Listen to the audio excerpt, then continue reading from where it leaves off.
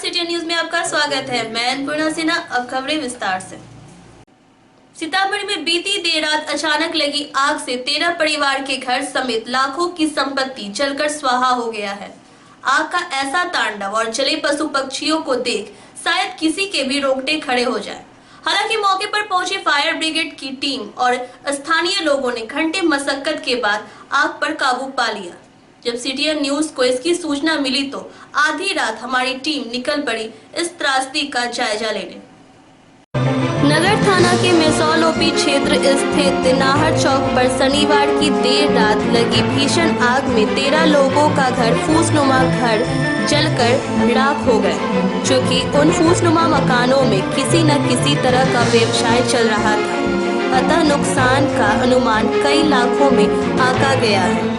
प्राप्त जानकारी के अनुसार बागमती के नाहर में अतिक्रमण कर बनाए गए फूसनुमा मकानों में होटल, आटा चक्की, मुर्गा व सपेरा का घर था, जो आग लगने से पूर्णतः जलकर राख हो गया।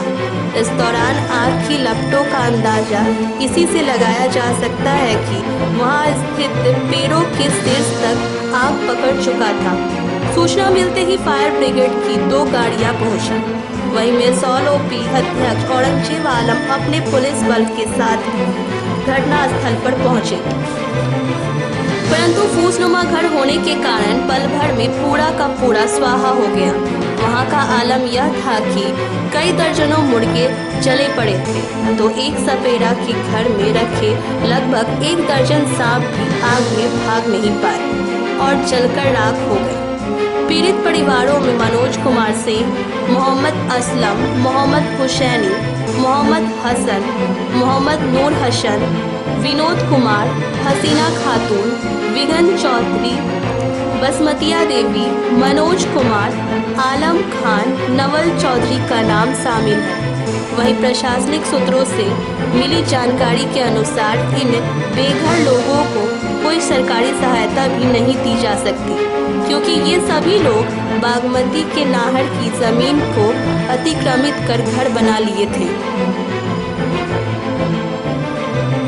कि नाहर चौक पर सूचना मिली कि आग लगी है बागमती के जमीन पर, तो हम लोग तुरंत फायर ब्रिगेड को सूचना देते हुए यहाँ पहुँचे, तुरंत काबू पा लिया गया। 2 गाड़ी यहाँ पहुँची। ये कितने घरों में आग लगी है?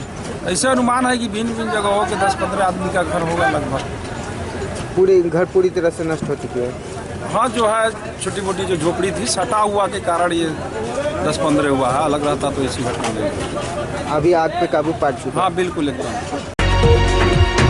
आम जनता के लिए एक बार फिर कांग्रेस सेवा दल निस्वार्थ सहयोग भावना से सामने आई है। बैंक में लंबी कतारों में घंटों भूखे प्यासे लोगों के लिए सेवा दल के जिला अध्यक्ष राजीव कुमार काजू के नेतृत्व में जन सहायता केंद्र की स्थापना कर बैंक में फंसे लोगों को अपने स्तर से सहायता प्रदान की गई। जिला कांग्रेस सेवा दल के तत्वावधान में नगर स्थित भारतीय state bank, bank of India, bank of Baroda आदि आधा दर्जन बैंकों में जिला कांग्रेस सेवा दल अध्यक्ष डॉक्टर राजीव कुमार काजू के नेतृत्व में प्रशिक्षित सेवा दल के स्वयं सेवकों ने 500 और 1000 के नोट को बदलने तथा जमा करने आए व्यक्तियों की सहायता करने के उद्देश्य से जन सहायता केंद्र लगाया, जिसमें घंटों से परेशान आम नागरिकों को पानी तथा फॉर्म भरकर सहायता किया। इस अवसर पर जिला मुख्यालय संगठक आलोक कुमार, संगठक संजय शर्मा ने कहा कि मानव सेवा सबसे बड़ा धर्म है। नरेंद्र मोदी ने मध्यम और निम्न वर्गों को परेशानी में डाल दिया है। बगैर तैयारी किए हिटलर की तरह फरमान जारी कर देश में अराजकता का माहौल कायम करवा दिया है। संगठन राहुल द्विवेदी, गौतम दुबे, केशव देव तथा जिला अध्यक्ष डॉक्टर काजू ने कहा कि आम जनता त्राहिमाम कर रही है। बगैर तैयारी के मोदी ने तुगलकी फरमान जारी कर दिया, जिससे आम जनता परेशान हो रहे हैं।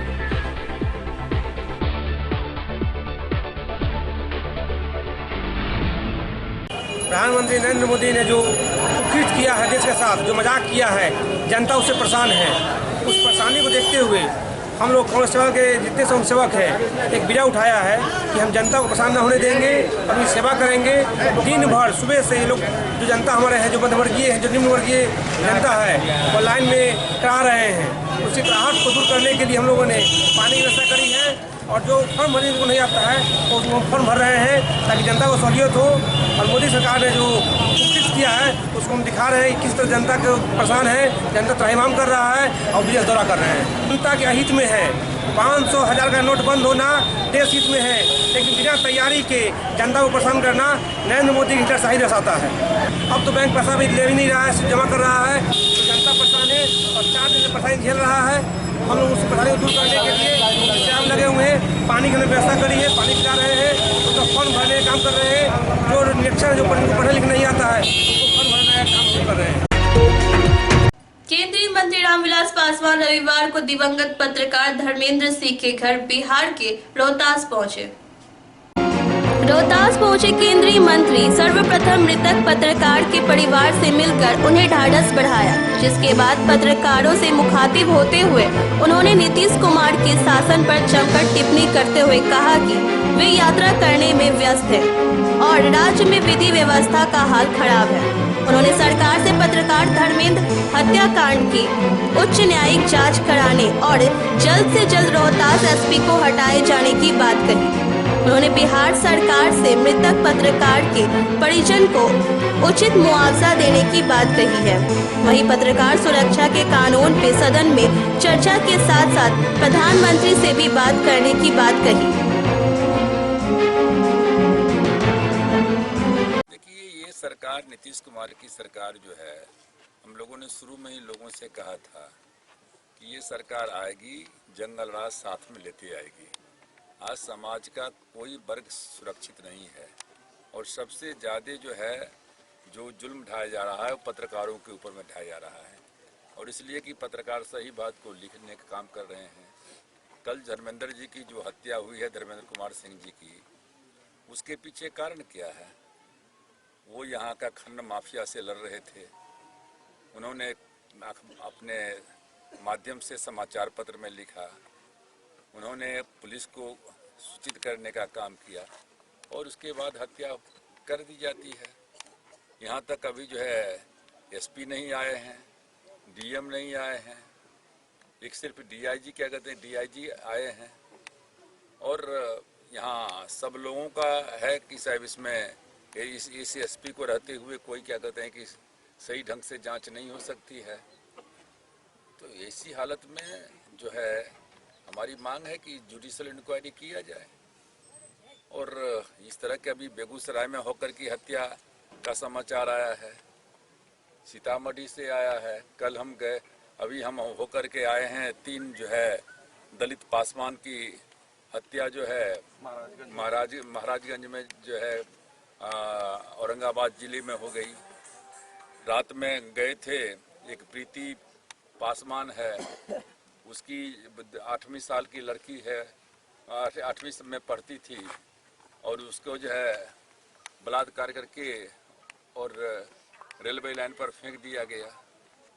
कल हम हाजीपुर में थे, हाजीपुर में 3 जगह जाकर गई थी। पूरे बिहार में ये जंगल राज फैला हुआ है और ये नीतीश कुमार अपना निश्चय यात्रा कौन यात्रा पर क्या कहते कर रहे हैं। हम लोगों ने शुरू में ही कहा था कि जब जिस समय में इन लोगों दोनों ने हाथ मिलाया था, लालू यादव नीतीश कुमार, उसी समय हम लोगों ने कहा था कि ये सरकार क्या कहते बनेगी नहीं, लोगों का जान माल जो असुरक्षित हो जाएगा। और वही हो रहा है। हम प्रधानमंत्री जी को पत्र लिखेंगे इस संबंध में और होम मिनिस्टर को भी लिखेंगे। और हम बिहार सरकार से मांग करते हैं कि बिहार सरकार जख मार करके जो घटना घटी थी उसमें इनको सीबीआई की जांच देनी पड़ी। हम मांग करते हैं कि वो स्थिति नहीं पैदा हो, जुडिशल इंक्वायरी का कहते हैं कि जल्द से जल्द ये घोषणा करें और ऐसे जो पुलिस अधिकारी हैं जिनके ऊपर में लोगों को डाउट है उनको यहाँ से तुरंत जो है हटा दें। कि जो धर्मेंद्र कुमार सिंह के परिजन हैं उनको 25 लाख रुपया मुआवजा दिया जाए। जो उनकी परिवार में जो है पत्नी हो या जो भी है उनको सरकारी नौकरी दिया जाए। अभी चिराग पासवान कल आएंगे, वो भी अभी यूएसए में हैं, यूएन डेलीगेशन में गए हुए हैं और हम उनसे भी कहेंगे वो आएंगे। हो सकता है कि आवे या नहीं भी आएंगे। 16 तारीख से पार्लियामेंट चल रहा है, इस मुद्दे को हम लोग पार्लियामेंट में उठाएंगे और हम तमाम जितने भी एनडीए के सदस्य हैं, साथी हैं और वो भी पॉलिटिकल पार्टी के लोग हैं, यदि उनको लगता है कि इसमें जो है सरकार का हाथ नहीं है, तो सब लोगों को इस मुद्दा को उठाना चाहिए, संघर्ष करना चाहिए। कोई एक ठोस नीति या कोई पहल नहीं, तो आप केंद्र में भी हैं और राज्य सरकार भी यहाँ पर है, तो क्या इस तरह का आपके तरफ से कोई अप्रोच किया जाएगा? नहीं, हम पूरा अप्रोच करेंगे। आप लोग लिख करके हमको क्या कहते हैं, बैठक करके तो दीजिए कि पत्रकारों की सुरक्षा के लिए क्या क्या उपाय किए जाना चाहिए। निश्चित रूप से हम आश्वासन देते हैं कि हम उसको करवाएंगे। जन अधिकार पार्टी के राष्ट्रीय अध्यक्ष सांसद पप्पू यादव ने पटना में संवाददाता सम्मेलन का आयोजन किया। इस मौके पर उनके साथ पार्टी कार्यकर्ता मौजूद थे। पटना के कम्युनिटी हॉल में आयोजित संवाददाता सम्मेलन में पत्रकारों से रूबरू होते हुए सांसद पप्पू यादव बिहार सरकार पर जमकर बरसे। उन्होंने कहा कि सरकार के साथ निश्चय के ढकोसले के खिलाफ जन अधिकार पार्टी राजधानी समेत बिहार के प्रत्येक जिले में आंदोलन चलाएंगी। उन्होंने कहा कि सरकार के साथ निश्चय का मतलब सेविका, जीविका, आशा और शराबबंदी तक सिमट कर रह गया है, जो कि साथ निश्चय नहीं होता। आज बिहार में खुलेआम अपराधी नंगा नृत्य चला रहे हैं, जो सरकार को नहीं दिख रहा है। सांसद ने सुविधा नहीं तो टैक्स नहीं के तहत नवंबर के अंतिम सप्ताह में प्रत्येक जिला कार्यालय में धरना का आयोजन करने की बात कही। वहीं बिहार सरकार के सातों निश्चय के खिलाफ और बढ़ते अपराध को लेकर जन अधिकार पार्टी प्रदेश के सभी जिलों में प्रखंड स्तर पर आंदोलन की शुरुआत करेगी। वहीं 24 दिसंबर को पटना के श्री कृष्ण मेमोरियल हॉल में जन अधिकार पार्टी के द्वारा एक बड़ी रैली का आयोजन किए जाने की जानकारी दी। प्रदेश के सरकार के साथ निश्चय के खिलाफ,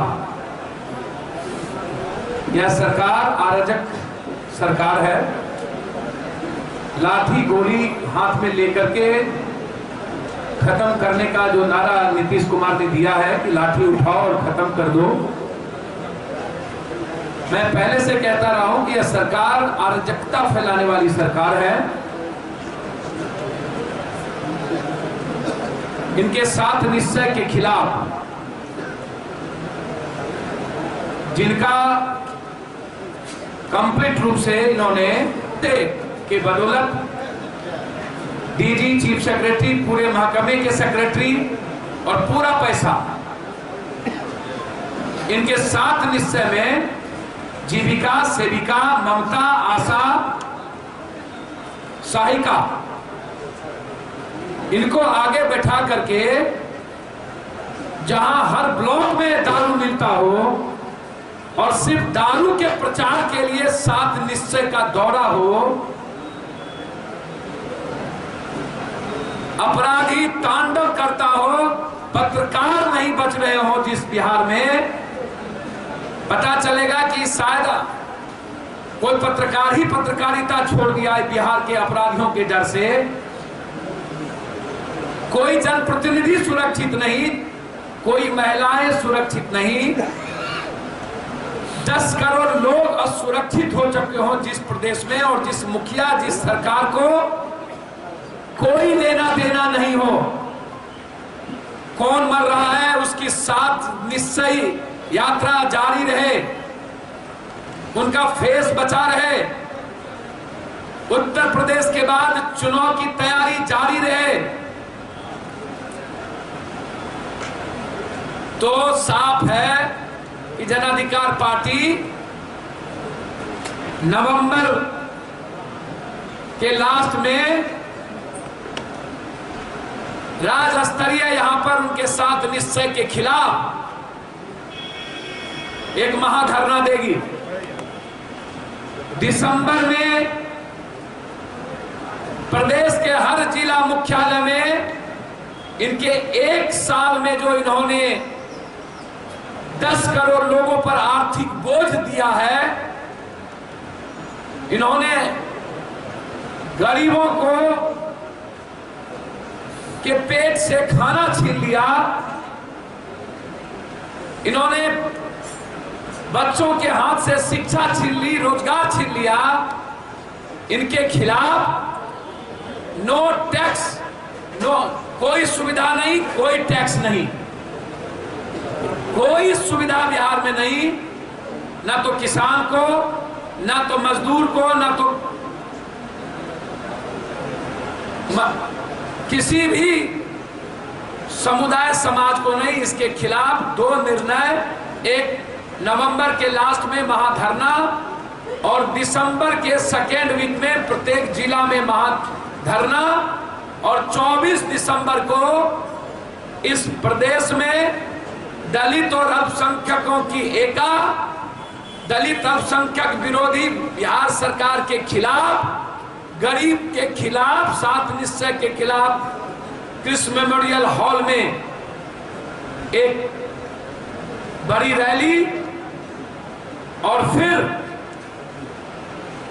इस सरकार के खिलाफ कि ये 7 निश्चय में गरीब का पैसा इन्होंने कैसे लूटा है, गरीब पर आर्थिक बोझ कैसे बढ़ाया है, इन्होंने मुख्य धारा से कैसे अलग हटाने के लिए इस 7 निश्चय को लाया है। इसके खिलाफ जन अधिकार पार्टी पूरे प्रखंड स्तर पर दौरा करेगी।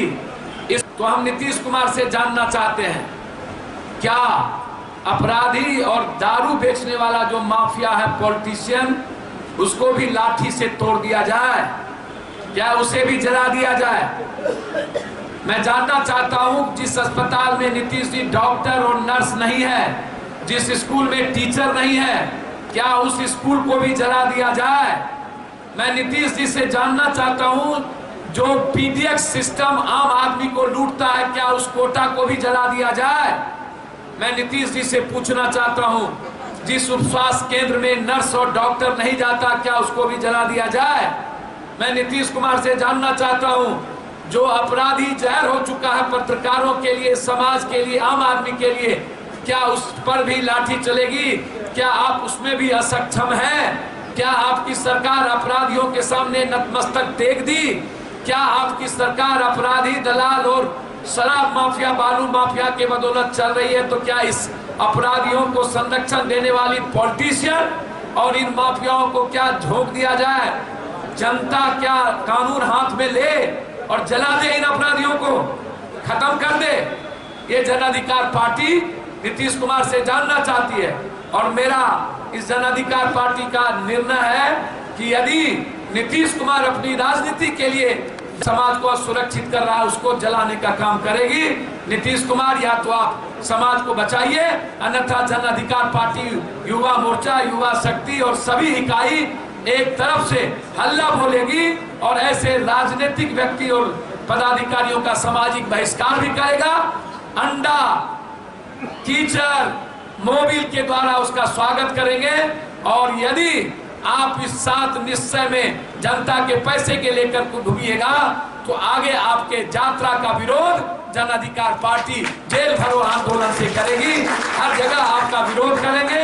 हम जिला मुख्यालय पर धरना के साथ हम प्रदेश स्तर पर धरना, और उसके बाद आपके कार्यक्रम का विरोध लोकतांत्रिक तरीके से करेंगे। लेकिन लाठी आपने उठाया है दारू के खिलाफ, अब जन अधिकार पार्टी लाठी उठाएगी दारू बेचने वाले, दारू बनाने वाले और दारू को माफियागिरी करने वालों के खिलाफ लाठी उठाएगी। लाठी सिर्फ हम दुकान के खिलाफ नहीं उठाएंगे, आपके तरह राजनीति जन अधिकार पार्टी नहीं करेगी।